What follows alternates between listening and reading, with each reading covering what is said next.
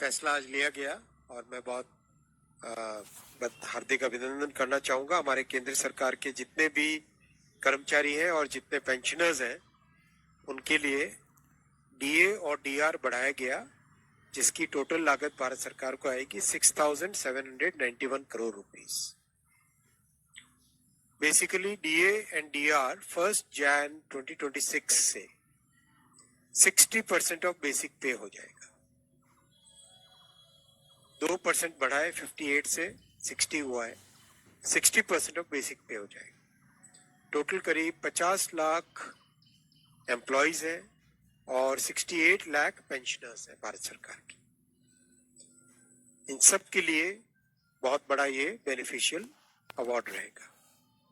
इसका financial implication 6,791 crore rupees per year आएगा। नमस्कार, सरकारी कर्मचारीৰ বাবে ডাঙৰ আপডেট। ডিএ বৃদ্ধিৰ সিদ্ধান্তত অনুমোদন কেন্দ্ৰীয় কেবিনেটৰ। কিমান শতাংশ বৃদ্ধি পাব ডিএ? অৱশেষত আহিল কৰ্মচাৰীৰ কাৰণে এটা সুখবৰ।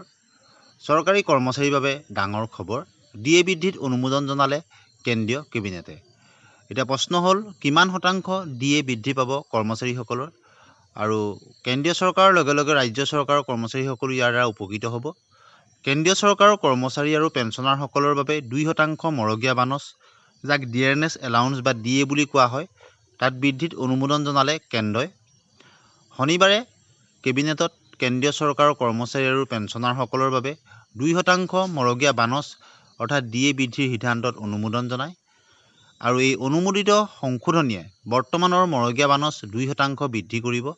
মৰগীয়া বানচ হৈছে চৰকাৰী কৰ্মচাৰী আৰু পেঞ্চনাৰসকলৰ মুদ্ৰাস্ফীতি বা ইনফ্লেশ্যনৰ লগত সৈতে মোকাবিলা কৰিবলৈ প্ৰদান কৰা এক জীৱন ধাৰণৰ খৰচৰ সংশোধন। আৰু এই পৰিৱৰ্তনৰ ফলত কৰ্মচাৰী আৰু পেঞ্চনাৰ উভয়ৰে মাহিলী পাৰিতোষিক বৃদ্ধি পাব। কৰ্মচাৰী সংগঠনসমূহে দৰমহা গাঁথনিৰ ব্যাপক পৰিৱৰ্তনৰ দাবী জনাই থকাৰ সময়তে এই পদক্ষেপ গ্ৰহণ কৰা হৈছে। এই দাবীসমূহ প্ৰস্তাৱিত 8ম দৰমহা আয়োগৰ সৈতে জড়িত, য'ত দৰমহাৰ সংশোধনী আৰু আনুষংগিক বিষয়সমূহ জড়িত হৈ আছে। চৰকাৰক দাখিল কৰা এক স্মাৰক পত্ৰত national council of joint consultative machinery, যাক NCJCM বুলি কোৱা হয়, তেওঁলোকে 3.83 অধিক ফিটমেণ্ট ফেক্টৰ প্ৰস্তাৱ আগবঢ়াইছে। যদি এয়া গ্ৰহণ কৰা হয়, তেন্তে ই ন্যূনতম বেছিক দৰমহা 18,000 টকাৰ পৰা বৃদ্ধি হৈ 69,000 টকালৈকে বৃদ্ধি কৰিব পাৰে, যাৰ ফলত সামগ্ৰিক দৰমহা যথেষ্ট বৃদ্ধি পাব। আৰু এই বৃদ্ধিয়ে চৰকাৰী কৰ্মচাৰী আৰু অৱসৰপ্ৰাপ্ত ব্যক্তি উভয়ৰে মাহিলী আয় বৃদ্ধি কৰিব। ক্ৰমান্বয়ে বাঢ়ি অহা খৰচৰ সৈতে উপাৰ্জনৰ সামঞ্জস্য ৰাখি আৰ্থিক সকাহ দিয়াৰ লক্ষ্যৰে এই সংশোধনী কাৰ্যকৰী হ'ব। আৰু 2% ডিএ বৃদ্ধিৰ লগে লগে কেন্দ্ৰীয় চৰকাৰৰ কৰ্মচাৰীসকলৰ ডিএ 58%ৰ পৰা গৈ 60% হ'ব। আৰু ইয়াৰ জৰিয়তে 1 কোটিৰো অধিক চৰকাৰী কৰ্মচাৰী আৰু পেঞ্চনাৰ লাভান্বিত হ'ব। পেঞ্চনাৰসকলৰ ডিআৰ তেওঁলোকে লাভ কৰে। আৰু এতিয়া 50 লাখ কেন্দ্ৰীয় কৰ্মচাৰী আৰু 65 লাখ পেঞ্চনাৰ আছে, যি এই বৰ্ধিত ডিএ ডিআৰৰ দ্বাৰা উপকৃত হ'বলৈ সক্ষম হ'ব। ধন্যবাদ।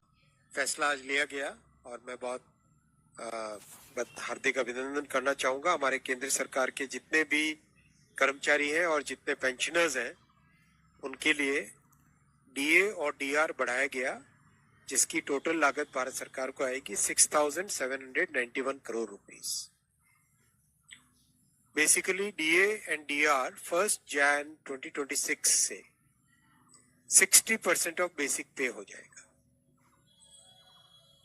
2% बढ़ा है, 58 से 60 हुआ है, 60% ऑफ बेसिक पे हो जाएगा। टोटल करीब 50 लाख एम्प्लॉयज हैं और 68 लाख पेंशनर्स हैं भारत सरकार की। इन सब के लिए बहुत बड़ा ये बेनिफिशियल अवार्ड रहेगा। इसका financial implication 6,791 crore rupees per year आएगा।